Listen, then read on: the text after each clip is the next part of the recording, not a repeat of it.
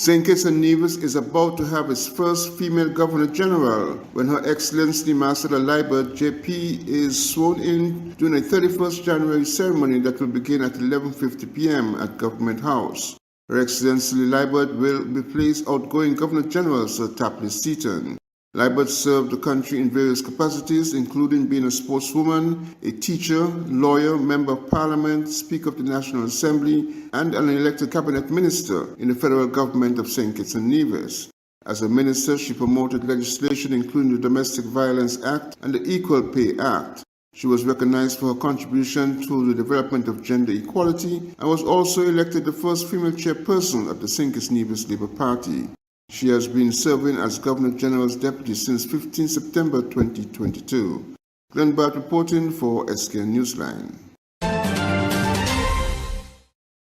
A global recession may not occur this year as previously forecast, according to the latest World Economic Outlook from the International Monetary Fund, the IMF. In its World Economic Outlook update press briefing on Monday, the IMF said it expected the global economy to slow this year as central banks continued to raise interest rates to tame inflation, but also suggested that output would be more resilient than previously anticipated and that a global recession would probably be avoided. The IMF, in revising its projections in October, pointed to resilient consumers and the reopening of China's economy as among the reasons for a more optimistic outlook. Pierre-Olivier Gorinchas, Chief Economist and Director, Research Department at the IMF, provided a synopsis of the IMF's Outlook update at the press briefing Monday. Growth will remain weak by historical standards as the fight against inflation and Russia's war in Ukraine weigh on activity.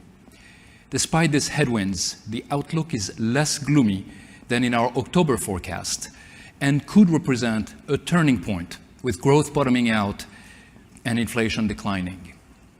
Economic growth proved surprisingly resilient in the third quarter of last year, with strong labor market, robust private demand, and better than expected adaptation to the energy crisis in Europe.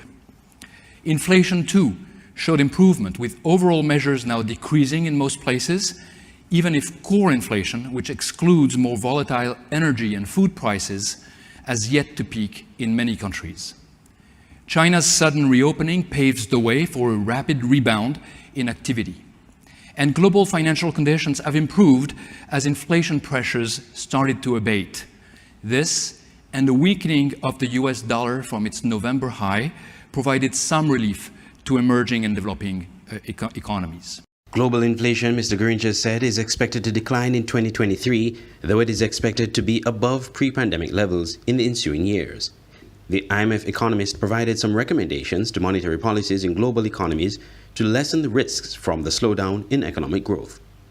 Where inflation pressures remain elevated, central banks need to raise real policy rates above a neutral stance and keep them there until underlying inflation is on a decisive declining path. Easing too early risks undoing most of the gains achieved so far. In the United States, growth is expected to slow from 2% in 2022 to 1.4% in 2023. In October, the IMF predicted even slower economic growth globally and forecast a possible recession. This update, however, sees a more improved economy and lessening possibility of a global recession. Andre Huey, SKN Newsline.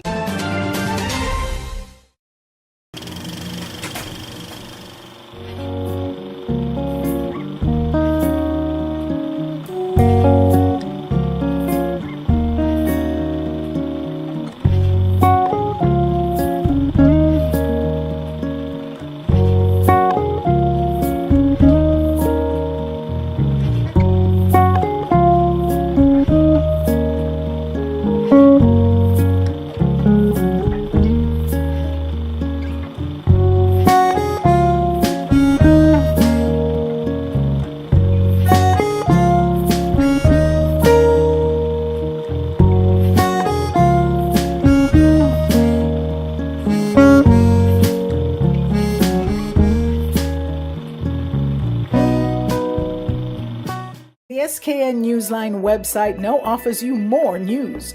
Log on to www.sknnewsline.com for local, regional, and international news. You can also watch the latest newscast and keep abreast with news in sports, all from sknnewsline.com. That's www.sknnewsline.com. News at your fingertips. Nestled between evergreen mountains and the Caribbean Sea on the island of St. Kitts is the Millhouse Guest House and Convention Center. With breathtaking views, a rugged, beautiful shoreline, and immaculate manicured gardens make this the perfect location for your holiday, event, or wedding. With a large convention center, apartments with balconies providing stunning views, and a secluded cottage for larger family groups or honeymooning couples looking for some privacy. We have something for everyone. Book your stay at www.millhouseskn.com or visit our Facebook page, the Millhouse Guest House and Convention Center, an oasis of tranquility. The opposition leadership impasse within the Nevis Reformation Party is embarrassing and is bad optics for the party, reasoned political analyst Peter Wickham. Mr. Wickham, weighing in on the latest development in the party, said with the hearing of the election petitions imminent, it is not a good look for the party for the two elected members fighting over who should be the opposition leader. I was surprised, when a party comes as close as they did to winning, one would assume that they understand the benefit of unified action and unity in opposition. Clearly, that has lost. My understanding is that her greater concern is that if she doesn't get the opposition leadership, there should be something else in it for her, which is the nomination of a senator. That seems to be a bigger concern. But regardless of what it is, it's unseemly, it's unfortunate, and it's not the type of thing that one would expect for a party that, as I said, is within striking distance of the control of Nevis Island administration. According to sources, there is a deadlock on who will be the leader of the parliamentary opposition, as neither party leader, Dr. Janice Daniel Hodge, or elected member, Cleone Stapleton Simmons, is prepared to support the other for the position, as it is also affecting the selection of the senator for the opposition benches. Mr. Wickham reasons that Stapleton Simmons' actions may stem from ill feelings from not being elected as party leader in 2020 when the position became available. I think that would be my feeling, that she would have seen herself as a better person to lead. In a situation where a party chooses not to identify with her, clearly there's something wrong. And for them, they're clear that they would prefer someone else to lead. But for the individual in that situation, and there are a couple of them across the region, where you end up in Parliament or in the Assembly, as her case, in her case, and you're not the leader, even though you're the only person there, it would suggest that there is something fundamentally wrong, and you are uncomfortable with that feeling.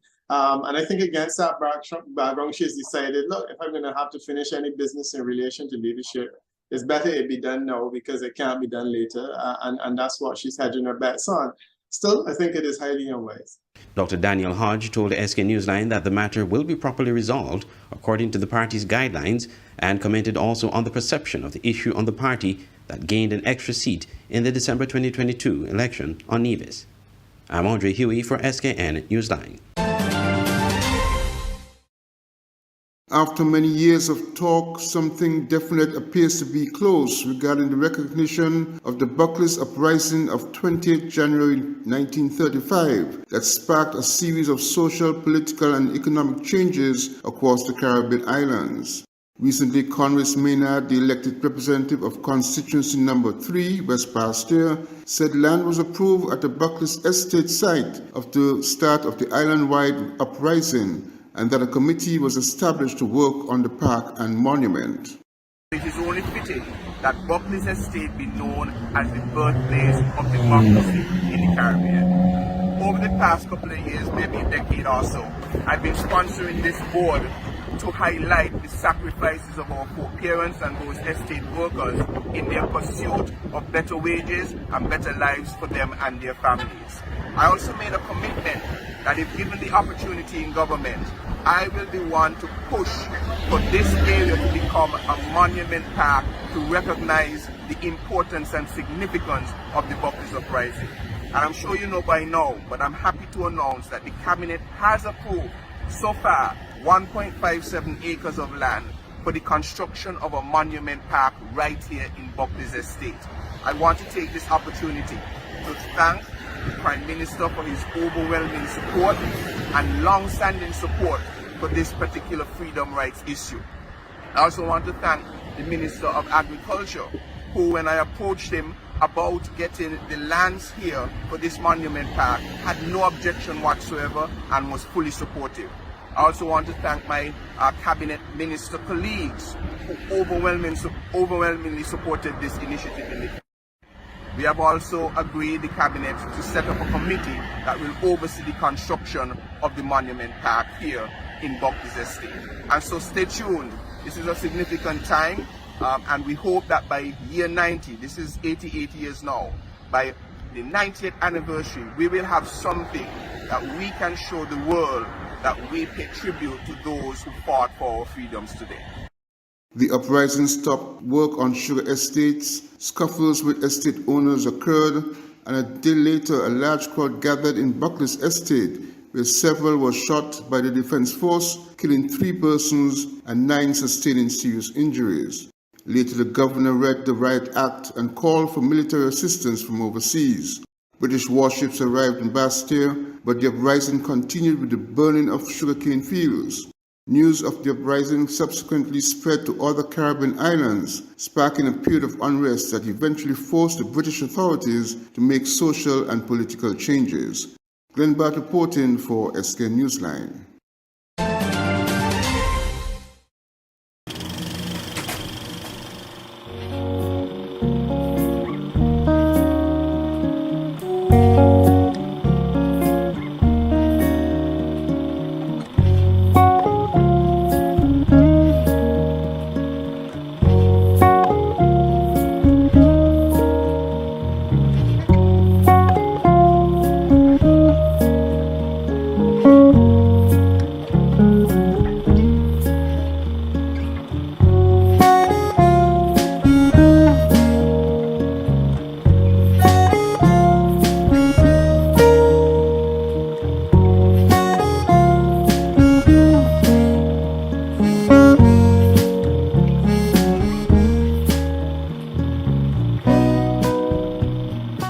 The SKN Newsline website now offers you more news. Log on to www.sknnewsline.com for local, regional, and international news. You can also watch the latest newscast and keep abreast with news in sports, all from sknnewsline.com. That's www.sknnewsline.com. News at your fingertips. Nestled between evergreen mountains and the Caribbean Sea on the island of St. Kitts is the Mill House Guest House and Convention Center. With breathtaking views, a rugged, beautiful shoreline, and immaculate manicured gardens make this the perfect location for your holiday, event, or wedding. With a large convention center, apartments with balconies providing stunning views, and a secluded cottage for larger family groups or honeymooning couples looking for some privacy. We have something for everyone. Book your stay at www.millhouseskn.com or visit our Facebook page, the Mill House Guest House and Convention Center, an oasis of tranquility.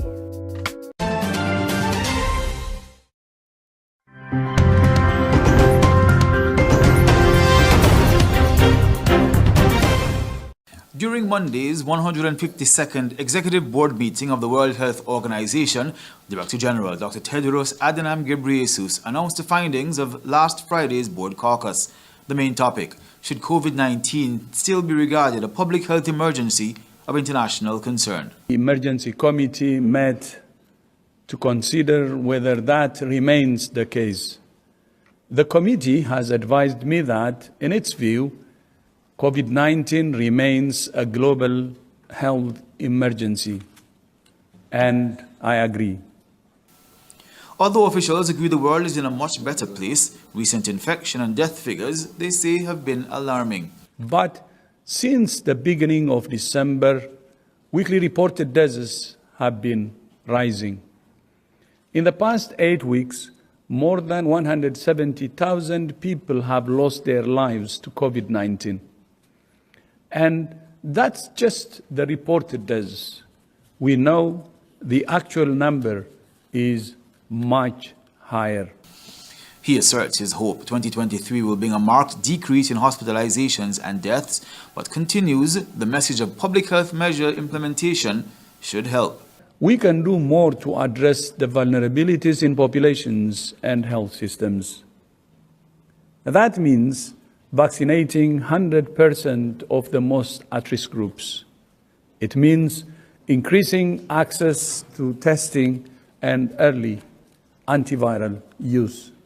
It means taking context-specific measures when there is a surge in cases. It means maintaining and expanding laboratory networks. And it means fighting misinformation. For ABS News, I'm Ursil Charles Jr. American singer, songwriter, and pianist Nina Simone is quoted as saying, "Jazz is not just music. It's a way of life. It's a way of being, a way of thinking." End quote. The return of the St. Lucia Jazz and Arts Festival and its subsequent launch on Tuesday, 24th January 2023, after a period of absence and change, is being lauded across the island. While some still have reservations on the best way forward and the delivery of the festival, the promise of activity for those in the tourism and creative sector is a major highlight. The Minister of Tourism and Creative Industries, Honorable Dr. Ernest Hilaire, spoke on the launch and the anticipation and excitement surrounding the event.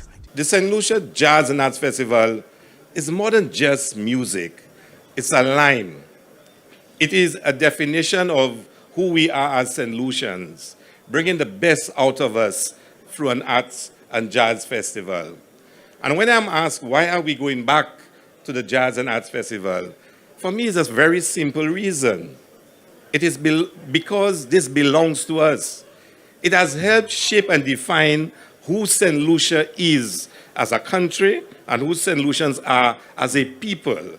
So many visitors we've met, so many persons we meet when we travel, and they would tell us they've been to the St. Lucia Jazz Festival. And this festival, over 30 years, has helped shape St. Lucia, the images of St. Lucia internationally. But St. Lucians took possession of it.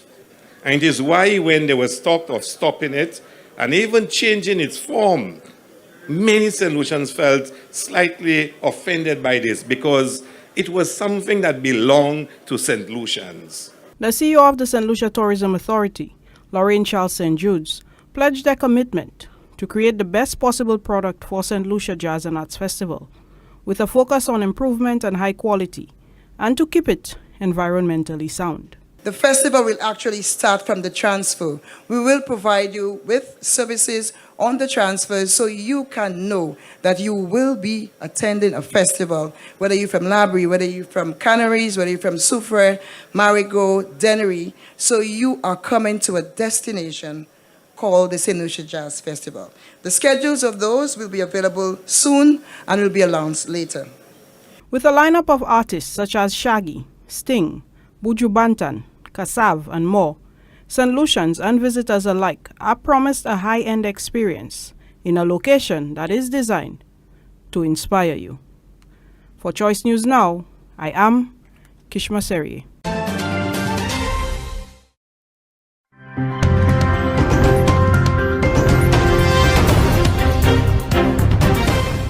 Tyree Nichols, a young black man beaten so badly by police he died from his injuries. The 5 Memphis officers who were fired and face criminal charges for the beating all share something in common with Nichols: skin color. And that has not been lost on people here. How do you feel the fact that all 5 officers were black? Do you have any thoughts on that or not? I have a lot of thoughts on that, considering it's for it to be our own, and I'm going to speak on my behalf of my community, for it to be our own black brothers out there doing that to another black brother, it actually distraughts our heart, because we preach every day that Black Lives Matter, and you know the white man is the problem behind this and that, but for it to be our own people doing this to another black brother is more devastating than ever. Historically in the United States, the job of being a police officer was reserved for white men. But in the last 10 to 15 years or so, there's been a push to change that. The thinking goes like this: hiring more black police officers, primarily in cities with large black populations, would help diversify the force and bring down cases of police brutality. Memphis perhaps proving that theory was all wrong. The city of Memphis is about 65% black, and about half the police force are African American officers. One important lesson to draw from this is to not be naive and to believe that if we simply put black people in the positions of power, but we don't change anything else, that things are going to get better. That will not work well. Some analysts say the issue is not skin color, but systematic problems with policing that go beyond Memphis.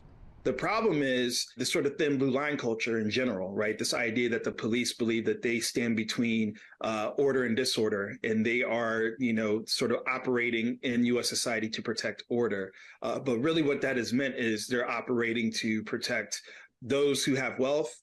They operate to protect private property, and they operate to police the folks whom they might see as threats to that. As for the family of Tyree Nichols, they just want justice, regardless of the skin color of those accused. Gabriel Elizondo, Al Jazeera, Memphis. It's the most powerful weapon in the Dutch Army's arsenal. For the past 6 years, crews have been training on these Leopard 2 tanks together with the German Army. The world's first binational battalion. You build a relationship with your tank. It has incredible firepower, it is very maneuverable, and it drives so smoothly. It's a real feast to work with. But news the Dutch government is considering sending the 18 tanks it's using to Ukraine has raised some concerns. In the end, it's a devil's dilemma. It's always a devil's dilemma. We know Ukraine needs these tanks, but in the end, we also need these tanks to prepare ourselves, because also we defend ourselves and our security in, for example, Lithuania. These Leopards only returned to the Dutch army 6 years ago. It had nearly 1,000 Leopards in the 1970s, but with no one expecting a war in Europe after the Cold War, it began phasing them out. In 2011, it sold its remaining force of 60 to cut costs. Nearly 1 year ago, it would have been unthinkable that these tanks could soon be firing at Russian troops. Sending them to Ukraine is not only seen as a major change on the front line, but here in Western Europe as well. Before Leopard tanks are sent to the battlefield, Ukrainian soldiers will need training. That's another thing the Dutch government is considering it might offer. I think you can learn this properly in a few months. Just make a lot of notes, pay attention carefully, and try to understand the system. If you work with the system will work with you. This mixed German-Dutch tank battalion has been described as a first step towards a European army. It holds regular exercises at NATO's borders in Lithuania, taking the Leopards by train. Soon, though, they could be sent in another direction. Step Vassen, Al Jazeera, in Bergen-Lohheide.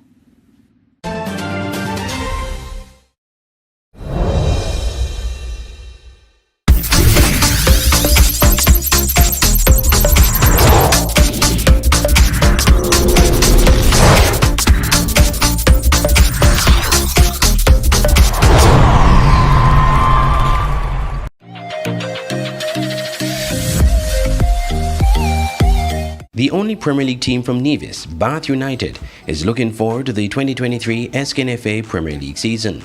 Having one of the youngest teams in the league, Bath has accomplished their #1 aim for last season, staying in the Premier League. With that accomplished, they are now looking to go a step further and climb up the table. Nevis sports journalist Curtis Morton caught up with Bath's coach Alex Claxton during a training session recently, where he spoke about preparations ahead of the start of the league. We expect all the players to have a level of fitness and to maintain that fitness. Not only that, but we have recognized that the game is no longer being played just for 90 minutes, but probably 120 minutes, and we have to make sure that, physically, mentally, we're prepared for that kind of condition. And so we just want to say thanks to all our fans, our supporters, all those who have made it possible. And, the players, we want to say, look, hey, we just got to go out and work together, work hard, and make sure that at the end of the day, we stick with our game plan and be successful for the season coming up. The Bath coach pointed to some of the high points of last season. In that one, we were able to defeat, Newtown, which is a champion team, and would have done extremely well over the years in terms of Premier football. And it was a proud moment for us as a team. Not only that, but we actually, put a big scare in the current champions, St. Paul's, in that we were leading them 2-0. But I guess because of lack of experience, and at least we know that we had to dig deep, in the end, because it's a team that would have been in those situations before. But it was really a good moment. I still believe that we should have come out of that game at least with 1 point. Despite losing some players to other Premier League clubs, including Rocco Brown, who has transferred to the Connery FC, Claxton believes the year experience for his players in Premier League football will aid them in their quest to succeed and remain in the Premier League.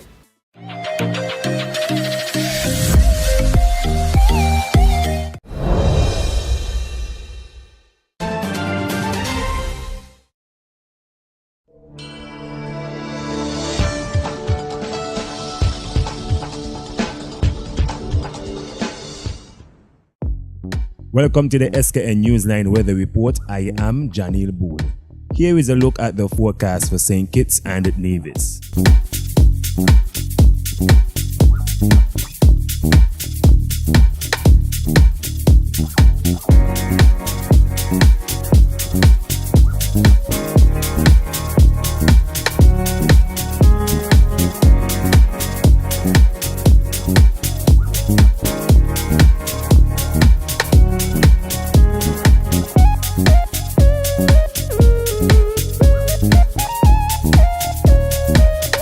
For a more detailed weather report, visit our website at www.sknnewsline.com.